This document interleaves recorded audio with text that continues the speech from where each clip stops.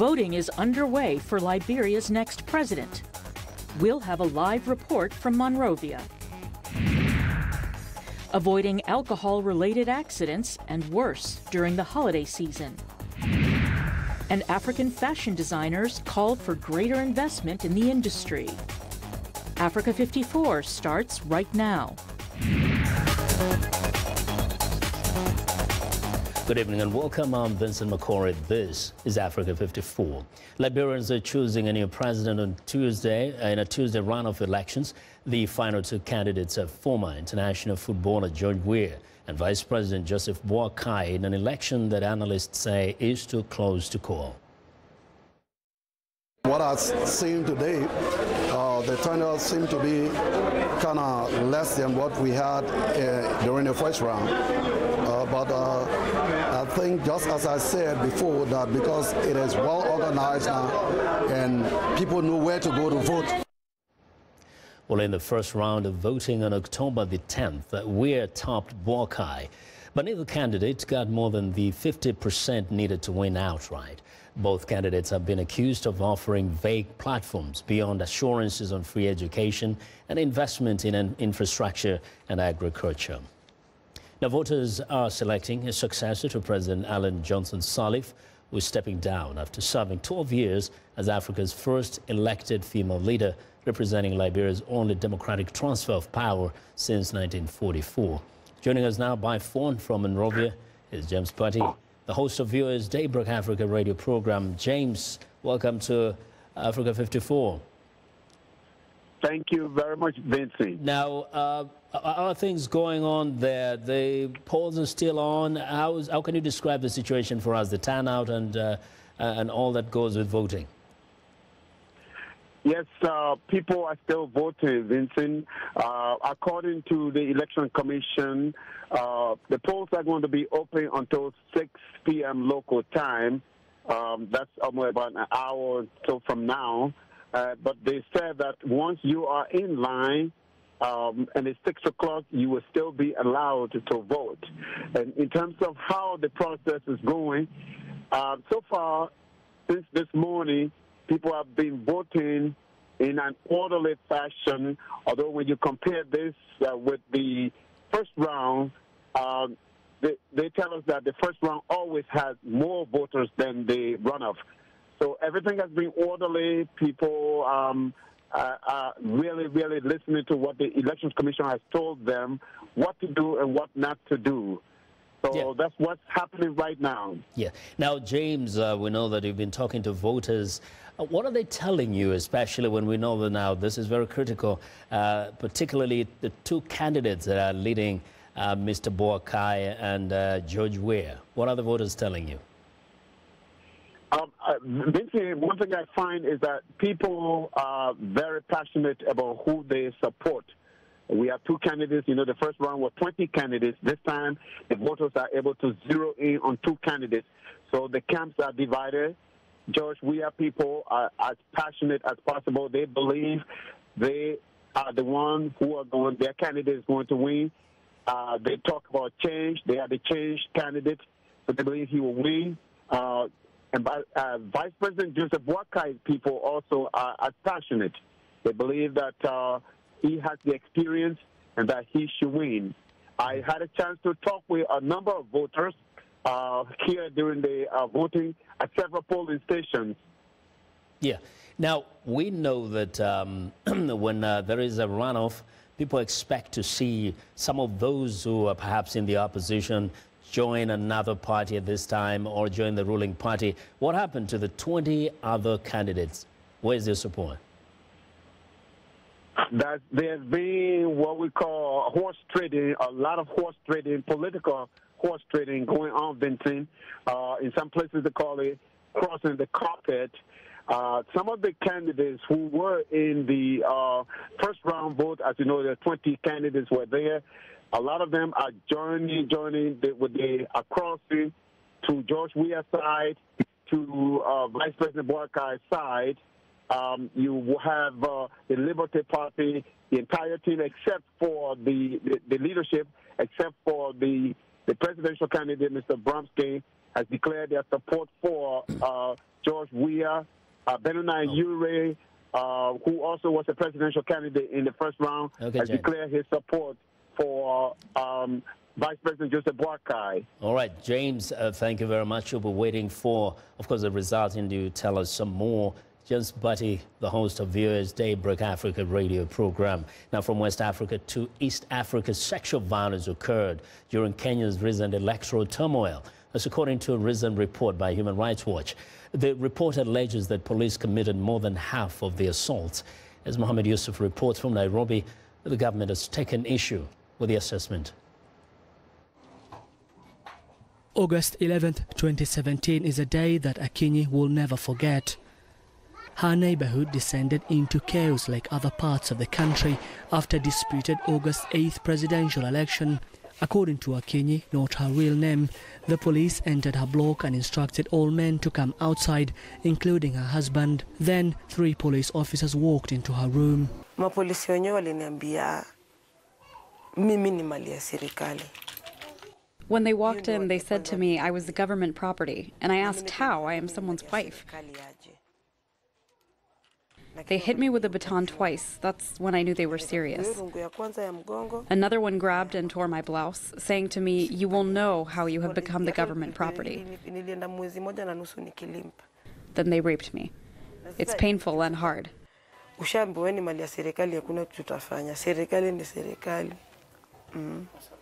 Akinyi is not alone. The Human Rights Organization has documented 71 cases of rape, and it says the true number may be even higher. Agnes Odhiambo is a senior women's researcher at Human Rights Watch. The research really did not set out to determine the exact number of people who were raped during this period, but just to look at patterns of the violence, and the state's response to the violence. And we found that half of the rapes were gang rapes involving 2 or more perpetrators. And actually about half of these rapes were also perpetrated by police or men in uniform. Government spokesman Eric Kiraithe refused the allegations. All the cases will be looked at and investigated. But I can assure you, it is not unheard of for police officers to rape, but certainly not usually in the situation of riots. In the situation of riots, and I read the description, that report is based on fabricated evidence, mainly. As for Akinyi, she doesn't know when or even if she will get a fair hearing in court. She said she has been self-medicating with alcohol to deal with the trauma of that day. Mohammed Yusuf for VOA News, Nairobi. Well, Pope Francis used his traditional Christmas message to call for a negotiated 2-state solution to the Israeli-Palestinian conflict to help bring peace to the Middle East. The Pope's address at the Vatican marks the second time that he spoke about the Israeli-Palestinian conflict since U.S. President Trump's decision to earlier this month to recognize Jerusalem as the Israeli capital. On this festive day, let us ask the Lord for peace for Jerusalem and for all the Holy Land. Let us pray that the will to resume dialogue may prevail between the parties and that a negotiated solution can finally be reached, one that would allow the peaceful coexistence of 2 states within mutually agreed and internationally recognized borders. Well, the Pope Monday also prayed that confrontation could be overcome on the Korean Peninsula, saying he hoped mutual trust may increase in the interest of the world as a whole. Now, Pope Francis also spoke of suffering around the world, including conflicts in South Sudan, Iraq, Yemen, Ukraine, and Venezuela.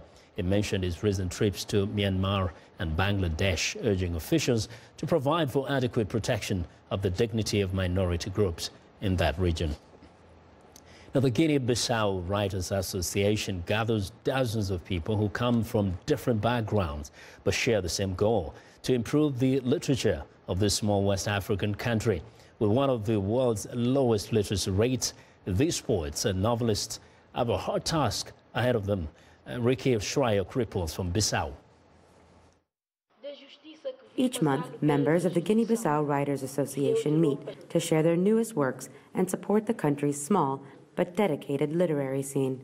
With only a 55% literacy rate, it is hard for authors to reach a large audience, say association members.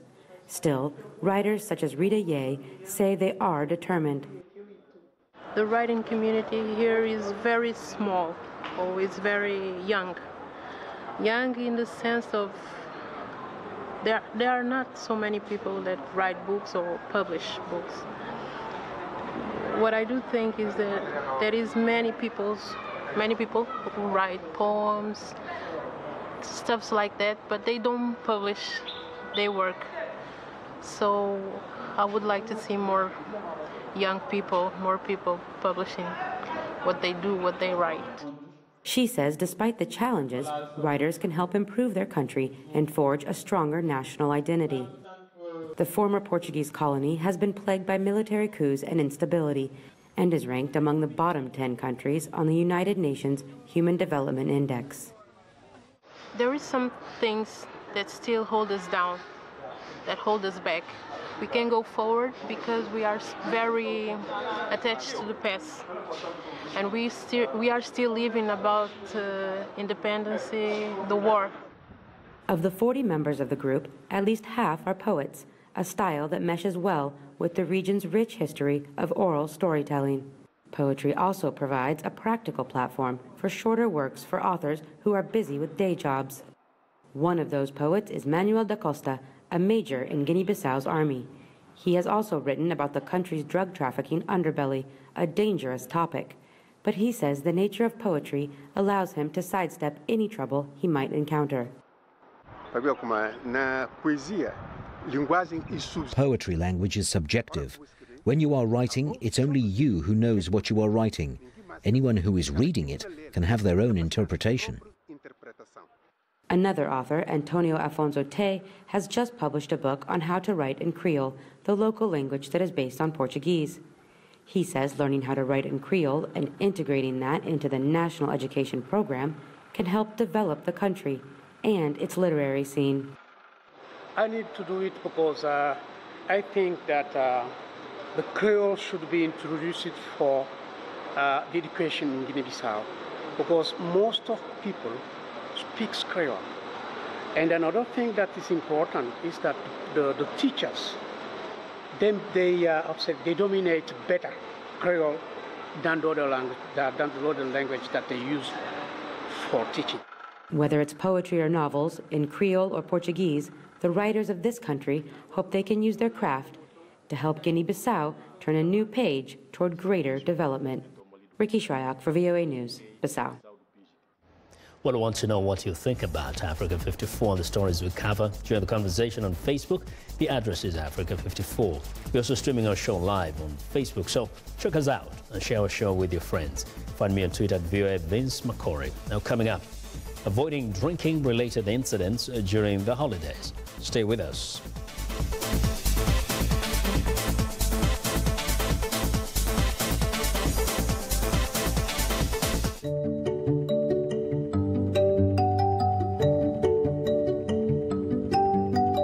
This is a country that I chose to become a citizen. I didn't have to become a citizen. I chose to become a citizen. I feel like America gave me an opportunity to pursue my passion as an artist. I really believe that clean eating is a way to a more successful life, or a happier life, if you want to put it that way. One of the things that helps me wake up every morning is doing better, being better. We grew up poor, and so I'm always focused on helping the working class be able to have a more comfortable lifestyle. I'm passionate about doing justice every day. I oftentimes say that justice is a verb, not a noun. You know, I believe in action and moving the ball forward.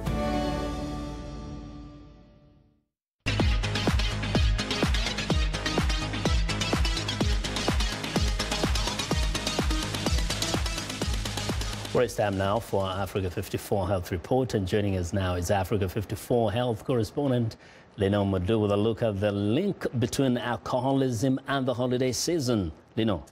Hello, Vincent. While alcohol is often the drink of choice for special occasions, with the holiday season comes opportunities to celebrate. For many people, this means drinking more alcohol than usual. As a result, some people may suffer alcohol overdose. Furthermore, high blood alcohol levels increase the risk of irregular heartbeat, heart attack, and stroke. The University of California, San Francisco says in 2010, the San Francisco Emergency Department reported that 70% of its emergencies on New Year's Eve were for alcohol intoxication. The National Institute on Alcohol Abuse and Alcoholism says 2 to 3 times as many people die on Christmas and New Year's in car crashes caused by alcohol than during comparable periods throughout the rest of the year. Joining us live via Skype from San Diego, California, to talk about alcohol intoxication is George Koob, director of the National Institute on Alcohol Abuse and Alcoholism. Dr. Koob, welcome to the show. Thank you. Good to be on. Let me ask you this. When we talk about alcohol abuse, can you give us a sense of when alcohol becomes a problem in the blood, meaning like looking at blood alcohol content and impairment levels? Can you just give us an idea? Well, generally we ascribe to the notion that for a woman, any more than 3 drinks in a 2-hour period, and for a man, any more than 4 drinks will lead to a blood alcohol level between 0.06 gram percent or 0.08, which is the legal limit in the United States for driving under the influence. And so when you get into the range of those kind of drinks, 3 drinks for a woman, 4 drinks for a man, you're reaching a level where all kinds of bad things happen. So bad things happen. I mentioned earlier, you know, fatal accidents and that other issues. What are some of the frequent, perhaps, challenges that we see around the holiday season, given that it's a time for a lot of drinking? Well, I think most people do fine, but in many cases, individuals don't realize how much alcohol they have in their drink. So one of the things we have on our website, which anyone in the world can access, is a site called Rethinking Drinking. And in that site, you can go in and calculate how much alcohol is actually in your favorite drink. A standard drink in the United States is about 5 ounces of wine. That's 5 ounces, 12 ounces of beer, and 1.5 ounces of a distilled beverage. And many times, especially when you add alcohol to a sweetened drink, you don't realize how much alcohol is in there, and then suddenly you stand up and you feel very tipsy. And when we look at some of the tips that you're sharing for people for responsible drinking, what about the host? Is there a responsibility that the hosts have in terms of ensuring that people are not drinking over the limit? Yes, absolutely. So hosts can do a lot of things that can help in this regard. So number one, they can have plenty of alternate beverages around. And one of the good things to do is to alternate between, your favorite alcoholic beverage and maybe some water or sparkling water or any kind of non-alcoholic drink. The other is to have food around. So food in the stomach blunts the absorption of alcohol, so you don't get as tipsy as quickly. Okay. So quickly to conclude, sorry, Dr. Koob, to conclude, some quick tips for responsible drinking this holiday. Well, that's some of them. So pace yourself and then have a designated driver. I mean, that's something we advocate in the United States, and I know they do in Europe as well. So have someone who's not drinking, who's going to be doing the driving, or use Uber or a taxi or whatever service you wish. So, pace yourself. Have some food on your stomach, and get a designated driver. Those are our major tips for the holiday season. Thank you so much for joining us, Dr. Koob. We appreciate your time. Oh, you're most welcome. Great. And that was George Koob. He's the director of the National Institute on Alcohol Abuse and Alcoholism. And that's our health report for today. To stay in touch, find me on Twitter at Lenore Moudou, and stay safe out there with the alcohol. Back to you, Vincent. Thank you. I'll be the designated driver, Lenore. Thanks a lot, and be sure to watch Lenore Moudou's health report every Tuesday and Thursday right here on Africa 54.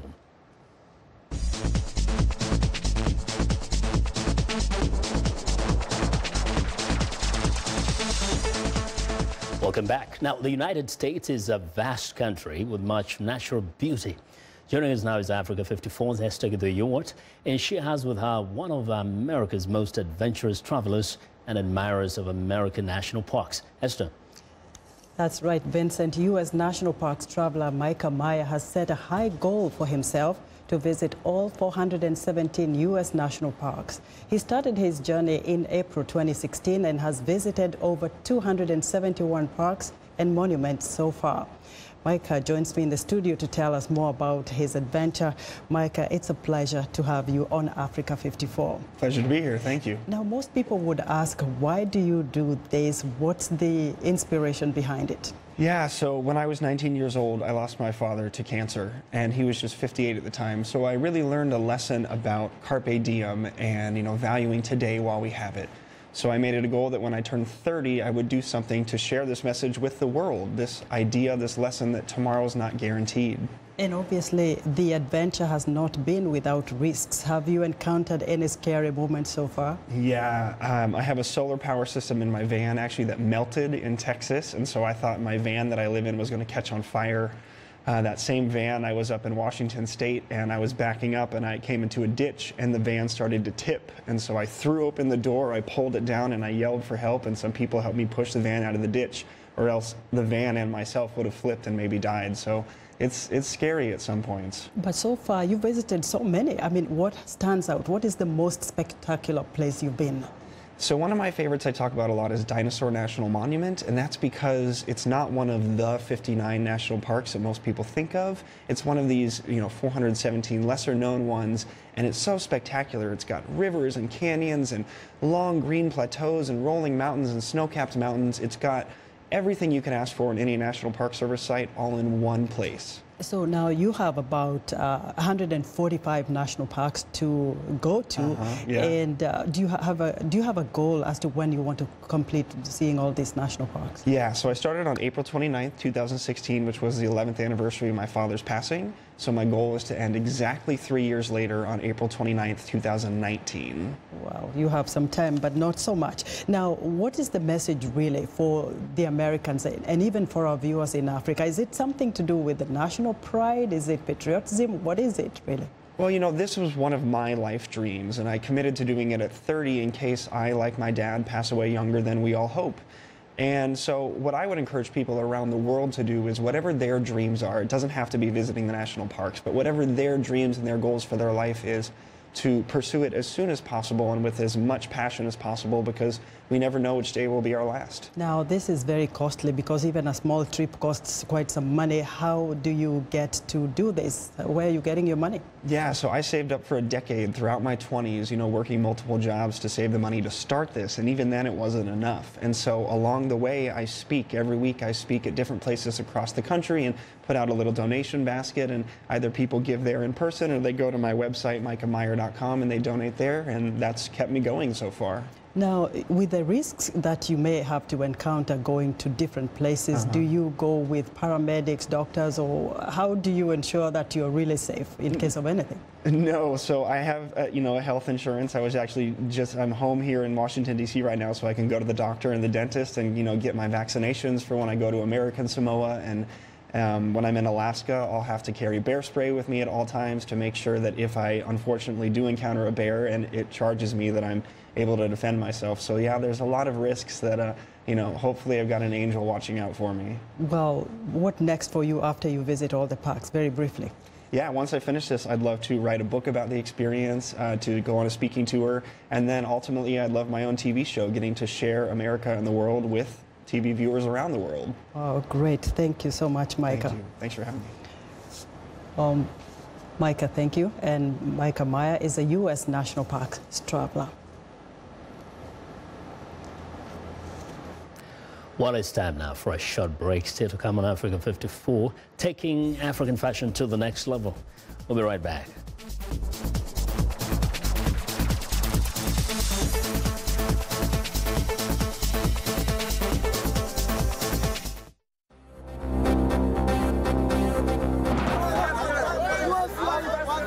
And I know that I'm going to win.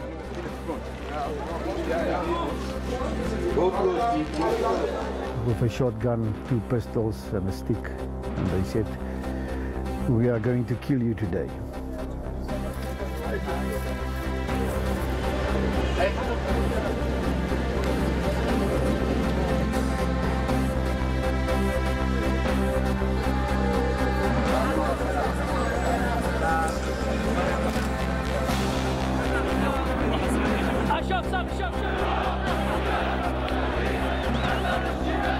وبعدين دفنوهم وطرحوا عليهم وديك الساعه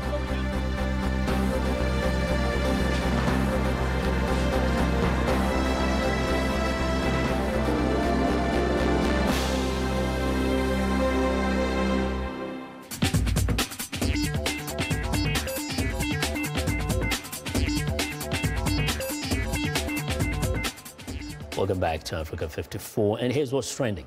No longer content with just showcasing their creations, in 2017, African designers call for greater investment in the industry. Africa's fashion sector has caught the attention of international designers and inspired catwalks in fashion capitals like Paris, Milan, and New York in recent years. A recent report by the Africa Development Bank says the potential is huge, but remains mostly untapped. According to the bank, fashion and other creative industries, if properly financed and exploited, can create jobs for the 13 million joining the labor market every year, accelerate economic growth, industrialization, and enhance trade. Next up, once the mark of criminals or sex workers, for centuries tattoos have been stigmatized in China, but the growing influence of celebrity culture is changing all that, particularly for women. Nowhere is the trend more evident than in Shanghai, China's most cosmopolitan city, and recently dubbed China's tattoo mecca by the country's state media. Inspired by celebrities and sports stars, unprecedented numbers of mostly younger Chinese are getting inked. China's increasing prosperity, meanwhile, means more women now can afford tattoos, which can cost hundreds of dollars and previously would have been considered an unjustified splurge. And that is what is trending today. Well, and that's our show for today. Now, be sure to watch Africa 54 on our website at voaafrica.com. For more news, tune in to VOA's evening radio show, Africa News Tonight, at 1800 UTC, and in the mornings, Today Break Africa between 0300 and 0600 UTC, Monday through Friday. Thanks a lot for watching from all of us here in Washington. Have a good night.